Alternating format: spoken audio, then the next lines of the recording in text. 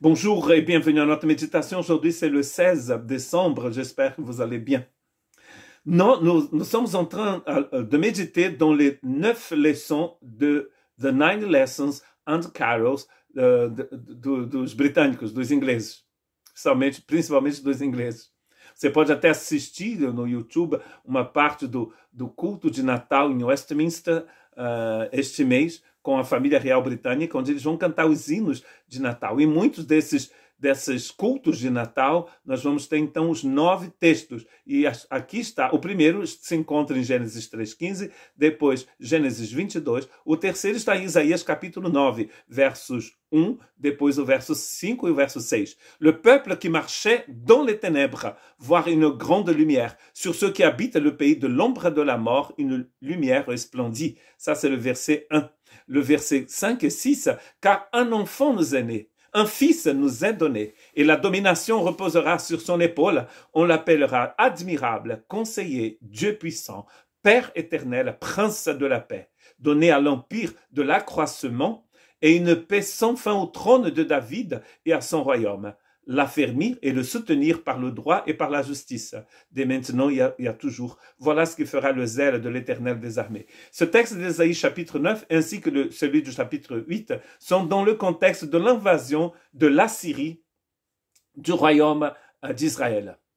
Et donc, la Syrie, pas la Syrie, mais le royaume de Assyrie, ils vont détruire les 10 tribus d'Israël, ce qui était appelé à l'époque Israël.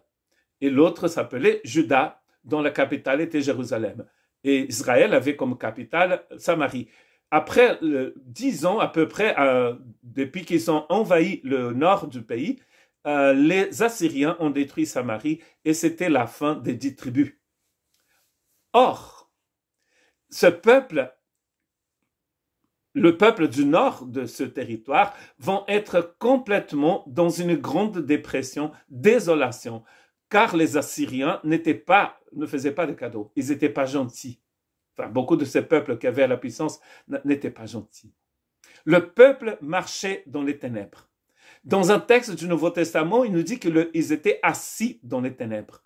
C'est encore pire que de marcher dans les ténèbres. C'est-à-dire qu'ils n'avaient plus d'espoir. Ils étaient complètement à terre. Or, c'est très intéressant de voir que dans la même région où ils étaient plongés dans les ténèbres à l'époque d'Ésaïe, nous voyons que c'est là exactement que le Fils de Dieu va commencer son ministère. Matthieu chapitre 4, versets 13 à 16. Il quitta Nazareth et vint demeurer à Capernaum, situé auprès de la mer, dans le territoire de Zabulon et de Naphtali, afin que s'accomplisse ce qui avait été annoncé par Ésaïe le prophète. Le peuple de Zabulon et de Naphtali, de la contrée voisine de la mer, du pays au-delà du Jourdain et de la Galilée des païens. Ce peuple assis dans les ténèbres, oh là là, c'est pas le Covid. Ce peuple assis dans les ténèbres a vu une grande lumière. Et sur ceux qui étaient assis dans la région de l'ombre de la mort, la lumière se levait. Très intéressant. Et la suite du texte de Matthieu et de Luc nous montre le Christ qui manifeste l'arrivée de son royaume sur terre. Dans le même territoire où les gens marchaient dans les ténèbres. Très intéressant cette prophétie d'Ésaïe qui donne beaucoup de consolation aux gens.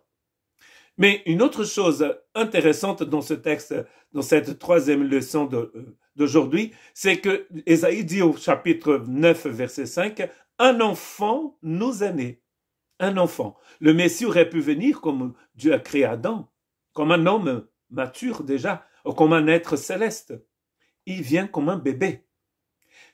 Voici ce qu'il dit Paul dans Philippiens, chapitre 2, verset 7. Mais il s'est dépouillé lui-même en prenant une forme de serviteur, c'est-à-dire d'esclave. En devenant semblable aux hommes, il apparut comme un vrai homme. Il devient bébé dans le ventre de Marie, et Marie va devoir attendre tous les mois que les femmes ont attendu, que ma mère a attendu, et vos mères aussi, de la même manière.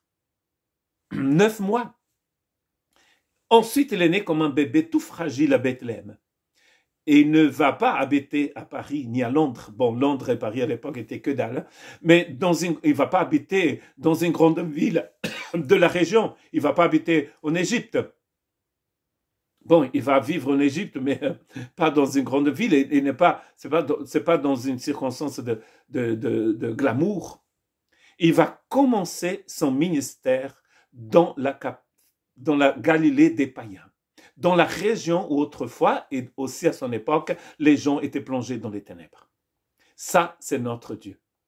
Mais le texte lui dit quand même qu'il va juger avec justice.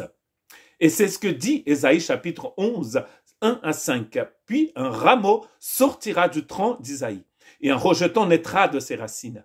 Et voici les 7 esprits de Dieu qui apparaissent dans le livre d'Apocalypse.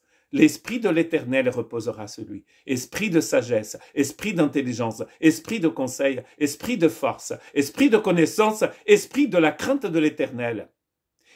Donc cet esprit ici, il respirera la crainte de l'Éternel, il ne jugera point sur l'apparence. Il ne prononcera point sur un ouï-dire, mais il jugera les pauvres avec équité. Il prononcera avec droiture un jugement sur les malheureux de la terre. Il frappera la terre de sa parole comme d'une verge, et du souffle de ses lèvres, il fera mourir le méchant. La justice sera la ceinture de ses flancs, et la fidélité la ceinture de ses reins. Le Seigneur qui est devenu un enfant, qui vit et règne pour les siècles des siècles, est venu pour ceux qui étaient plongés dans les ténèbres, et il jugera toutes choses avec sa justice. Que Dieu vous bénisse.